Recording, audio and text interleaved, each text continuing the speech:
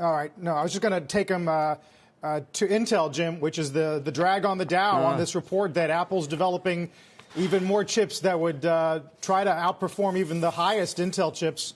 Yeah, look, I mean, this is ARM, Apple affiliated with ARM. ARM trying to be bought by NVIDIA. Intel, I think, has become somewhat of a pinata, David. Yeah. I mean, every day it comes up. Remember, AMD is head of Intel, and now we know ARM is. David, what happened to Intel? What happened? Well, they missed a cycle, right? With the 7 nanometer. It's hard to get to.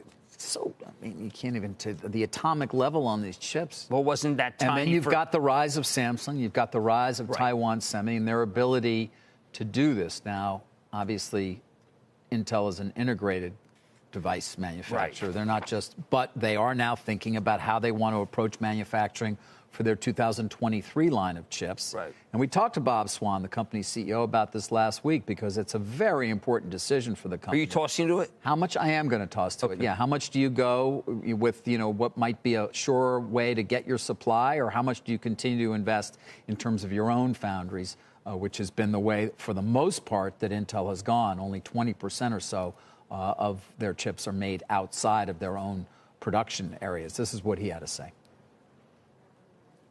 We have a very strong product lineup for 2020, 21, 22 for both our client and our server market. The magnitude of the decision about what's in or what's out, I think we're going to make that determination over time.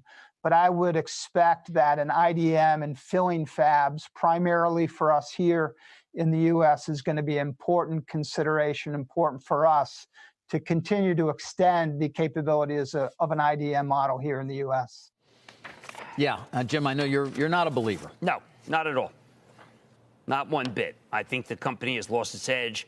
I think that Lisa Su correctly predicted this 5 years ago. She leapfrogged. I remember when Intel cracked Apple and was willing to do anything for Apple. And now Apple is abandoning, as if, why not work with them to come up with something faster? No, because they like the ARM chip. Why do you think that Jensen Huang is trying to buy ARM? Because it's a better chip. Now, I sure wish that Intel was able, Carl, to deliver because it's a great American company. But the fact is, ARM, which is a great British company, is doing a better job.